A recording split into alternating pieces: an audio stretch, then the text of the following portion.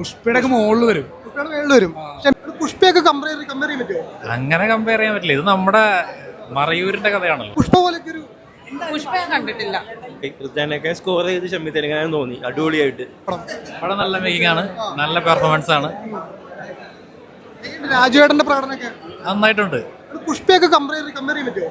അങ്ങനെ കമ്പയർ ചെയ്യാൻ പറ്റില്ല. ഇത് നമ്മുടെ മറയൂരിന്റെ കഥയാണല്ലോ, മറയൂരിലത്തെ ആളുടെ കഥയാണല്ലോ. അതുകൊണ്ട് അങ്ങനെ കമ്പാരിസൺ നമുക്ക് തോന്നിയില്ല അങ്ങനെ ഒരു സംഭവം ഉണ്ടത്.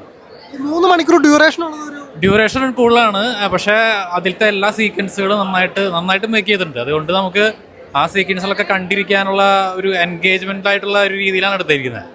അതുകൊണ്ട് അങ്ങനെ ഡ്യൂറേഷൻ കൂടുതലായെന്നുള്ള ഫീൽ നമുക്ക് തോന്നുന്നില്ല. നന്നായിട്ട് വളരെ എൻഗേജ്ഡ് ആയിട്ടാണ് ഓരോ സീക്വൻസ് എടുത്തിരിക്കുന്നത്. നന്നായിട്ടുണ്ട്. എല്ലാവരുടെയും പെർഫോമൻസ് ഒക്കെ അടിപൊളിയാണ്. ഇടിവെട്ട് കാസ്റ്റിംഗ് ആണ് ഇതിന്റെ മെയിൻ സംഭവം. ഓക്കെ, രാജുവേട്ടന്റെ സ്വാഗതമൊക്കെ ഉണ്ട് ഫാൻസിനൊക്കെ. അടിപൊളിയാണ് എല്ലാവരും. നന്നായിട്ടുണ്ട്. നല്ല പടം. രാജുവേട്ടന്റെ പ്രകടനം കൊള്ളാം. ഇതിലൊരു പുഷ്പയോടൊക്കെ വെല്ലുവിളിക്കാൻ പറ്റുമോ? രാജുവേട്ടന്റെ ഫൈറ്റ് ഒക്കെ കൊള്ളായിരുന്നു. നന്നായിട്ട് 3 മണിക്കൂർ ഡ്യൂറേഷൻ ഭയങ്കര കൂടുതലായിട്ട് തോന്നി. ചെറിയ ലാഗ് ഉണ്ടായിരുന്നു, എന്നാലും കുഴപ്പമില്ല, നന്നായിട്ടുണ്ടായിരുന്നു. ബുക്ക് വായിച്ചിട്ടുണ്ടായിരുന്നോ? ഇല്ല, വായിച്ചു. നല്ല പടം. ഷമ്മി തെലുങ്കാനൊക്കെ പൊളിച്ചു. അടിപൊളിയായി. ക്രിസ്ത്യാനൊക്കെ സ്കോർ ചെയ്ത് ഷമ്മി തെലുങ്കാന തോന്നി അടിപൊളിയായിട്ട്. ഒരു പക്കാ വില്ലനാണ്. വില്ലനല്ല, നല്ല കഥാപാത്രം, നന്നായിട്ട് അഭിനയിച്ചിട്ടുണ്ട്. അടുത്ത ദിവസം നല്ല അവാർഡ് കിട്ടാൻ നല്ല ചാൻസ് ഉണ്ട്. ഈ അയ്യപ്പനും കോശിയും പോലെ ഒരു ഈഗോ ക്ലാഷ് ഈഗോ ക്ലാസ് അല്ല, രണ്ട് ആഗ്രഹമാണ് സിനിമ. അത് അടിപൊളിയായിട്ട് ഷമ്മി തെലുങ്കൻ നല്ല സ്കോർ ചെയ്തിട്ടുണ്ട്. സൂപ്പർ ആയിട്ടുണ്ട്. രാജുവേട്ടന്റെ മാസ ആക്ഷൻ സീൻസ് ഒക്കെ ഉണ്ട്. ക്ലൈമാക്സോട് കൊടുക്കുമ്പോൾ നല്ല ഫൈറ്റ് സീനും കാര്യങ്ങളൊക്കെ ഉണ്ട്. അടിപൊളിയായിട്ടുണ്ട്.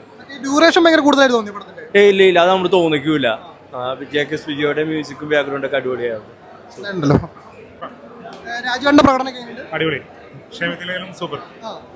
എണീറ്റ് കൈയടിക്കാനുള്ള സീനൊക്കെ ഉണ്ടായിരുന്നു. സൂപ്പർ. ചന്ദനക്കടത്തും പരിപാടിയൊക്കെ നല്ലായിരുന്നു. ഇഷ്ടപ്പെട്ടു. Super movie. എങ്ങനെയുണ്ട് രാജുവേട്ടൻ പൊളി. ആക്ഷൻസ് ഒക്കെ സൂപ്പർ. മൊത്തത്തിൽ ഷമ്മി തെലുങ്കാനായിട്ടുള്ള ഇതൊക്കെ ഷമ്മിച്ചാനൊക്കെ പൊളിച്ചിരിക്കുന്നു പടത്തില്. എക്സ്പീരിയൻസ് എങ്ങനെയുണ്ടായിരുന്നു? കൂടുതൽ പറയാനില്ലല്ലോ.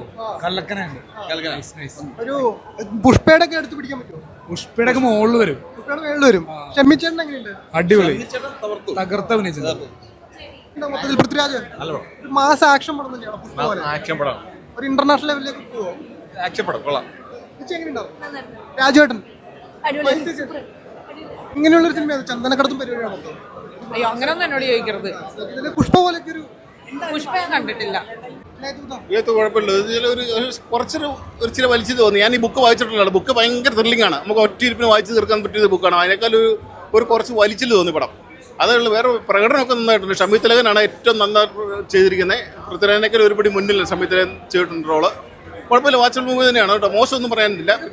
മ്യൂസിക് നന്നായിട്ടുണ്ട്, ഉഗ്രനായിട്ടുണ്ട്. ജയിച്ച കാന്ത കഴിഞ്ഞും വീണ്ടും തുടരുമെന്ന് തന്നെയാണ് തോന്നുന്നത്. ഈ ഒരു പുഷ്പയായിട്ട് കമ്പയർ ചെയ്യാനുള്ള പടം ഉണ്ടോ? പുഷ്പ എന്നുള്ളൂ. പുഷ്പ എന്ന് വെച്ചാൽ ഒരു ഇന്റർനാഷണൽ പടമല്ല. ഇതൊരു കേരള ബേസ്ഡ് പടം. അതായിട്ട് കൊള്ളാം കേട്ടോ.